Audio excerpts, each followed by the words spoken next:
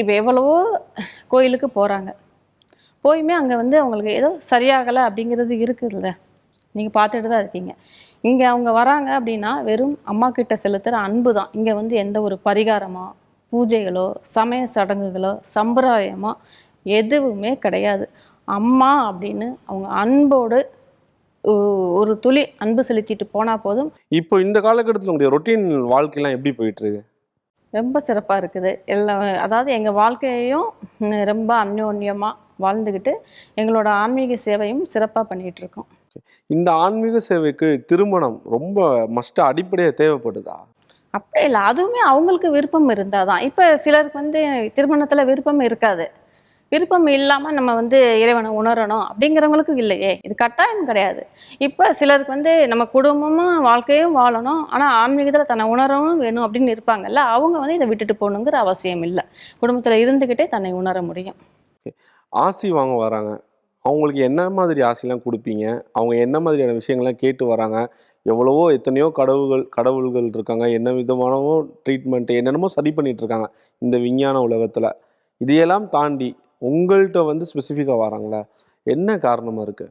இப்போ எவ்வளவோ கோயிலுக்கு போகிறாங்க, போயுமே அங்கே வந்து அவங்களுக்கு ஏதோ சரியாகலை அப்படிங்கிறது இருக்குதுல்ல, நீங்கள் பார்த்துட்டு தான் இருக்கீங்க. இங்கே அவங்க வராங்க அப்படின்னா வெறும் அம்மா கிட்ட செலுத்துகிற அன்பு தான். இங்கே வந்து எந்த ஒரு பரிகாரமோ பூஜைகளோ சமய சடங்குகளோ சம்பிரதாயமோ எதுவுமே கிடையாது. அம்மா அப்படின்னு அவங்க அன்போடு ஒரு துளி அன்பு செலுத்திட்டு போனால் போதும். அவங்க என்ன தேவை கேட்டாலும் சரி, எது கேட்டு வந்தாலும் என்னோட அருளால் அவங்களுக்கு சரியாயிடும். நீங்கள் அது எந்த மாதிரி டோனில் ஆசீர்வதிக்கிறீங்க? எப்படி இந்த சும்மா அப்படி கையெல்லாம் வைப்பாங்க, நம்ம சினிமாலலாம் பார்ப்போம்ல, சும்மா அப்படி கை வைப்பாங்க, அப்படி ஒளி ஓட்ட மாதிரி போகும், இப்படிலாம் சொல்லுவீங்களா? என்ன பண்ணுவீங்க? இங்கே வந்து உணர்வு பரிமாற்றம் தான். அவங்க கிட்ட வந்து என்ன தேவைங்கிறது உணர்வுபூர்வமாக எனக்குள்ளே வந்து சேரும். நான் இங்கே உணர்வு பூர்வமாக அருளாசி கொடுப்பேன். அதன் மூலமாகவே சரியாயிடும் அவங்களுக்கு.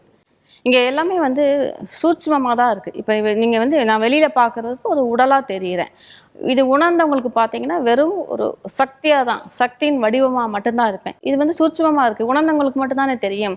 உணராதவங்களுக்கு ஒரு பெண்ணு அப்படி தான் தெரியும். அந்த மாதிரி இந்த நான் அருளாசி கொடுக்கறதும் என்கிட்ட இருந்து ஒரு சூட்சுமமாக போய் அவங்களுக்குள்ள சரியாகுது. இப்போ எதிர்வரும் காலங்கள்லனா இந்த மாதிரி அருள்வாக்கு கொடுக்குறவங்க ஆசி பண்றவங்களுடைய அந்த அருள்வாக்கு சொல்றதை கொஞ்சம் விட்டுருங்களேன். சரி, ஓகே. இல்ல வெளியில இருந்து பார்க்கும்போது உங்களை அப்படியே சொல்லி தான் வைரல் ஆக்கிட்டு இருக்காங்க, தவறாவே கொண்டு போய் சேர்த்துட்டாங்க. இது வந்து அருள்வாக்கே இல்லை. அருள்வாக்கு வேற, இது வந்து அருளாசி வேற. இது வந்து அருளாசி கொடுக்கறது ஒரு பக்தி தான். முழுமையான பக்தியோடு வந்து இங்கே அவங்க என்ன உணர்வுபூர்வமாக பக்தி பூர்வமாக வேண்டிட்டு எங்கள் கோரிக்கைகள் நிறைவேறணும்னு போகிறாங்களோ, அது ஒரு மன அமைதியில் ஆரம்பிச்சு எனக்கு ஒரு மனசு அமைதி இல்லை, எனக்கு எல்லாமே இருக்கான ஒரு மன நிம்மதி இல்லை, அமைதி இல்லை, ஒரு தூக்கம் இல்லை, உடல் ஆரோக்கியம் இல்லை. அதில் ஆரம்பித்து ஒரு பாமர மக்கள் அவங்களோட வாழ்வாதாரத்தில் ஆரம்பித்து ஒரு தீராத பிரச்சனையாகட்டும், இந்த சூழ்நிலையிலேருந்து எனக்கு வந்து ரொம்ப நாள் தீராமல் இருக்குது, எதுவாக இருந்தாலுமே சரி, நாங்கள் முழுமையாக அம்மானு பக்தியாக வந்து சரணடைஞ்சு அவங்க கோரிக்கைகளை வேண்டிட்டு போகும்போது எல்லாமே அவங்களோட அருளெல்லாம் எனக்கு நீங்கள் வந்து அருள்வாக்குன்னு சொல்கிறது சொன்னீங்கன்னா எனக்கு வந்து என்னோட வந்து சத்தியத்தை வந்து விட்டு கொடுக்குற மாதிரி ஆகுது. நான் அந்த சத்தியத்தை நான் காக்கணும் இல்லையா, அதனால் அது சொல்லும் போதெல்லாம் சொல்லாதீங்கிற இது வந்து ஆன்மீகத்தோட உச்சபட்ச நிலை, உச்சபட்ச தன்மையிலேருந்து இது அருளாசி கொடுக்கறது. இது வேற அது வேற. இவங்க ஆன்மீக சத்தியத்தை போதிக்கிறது யாரும் பேசுகிறதே இல்லை. நீங்கள் அருள்வாக்குன்றது கோவிலில் உட்காந்து யாரோ ஒரு சொல்கிற நார்மலான விஷயத்தோடு இதை கம்பேர் பண்ணுறது இந்த ஒரு சத்தியத்தை கொச்சப்படுத்துகிற மாதிரியான விஷயங்களாக இருக்குது. ஏன்னா இவங்களோட எந்த ஒரு நிலையிலேருந்து அந்த அப்பாற்பட்ட சக்தி செயல்படுது, அந்த ஒரு ஆன்மீகத்தில் உச்சபட்ச நிலையிலேருந்து அது செயல்படுது. வெறும் அருளாசி கொடுக்கறது மட்டும் இல்லை, சத்தியத்தை போதிக்கிறது மட்டும் இல்லை, அது அனுபவமாக கொடுக்குறாங்க.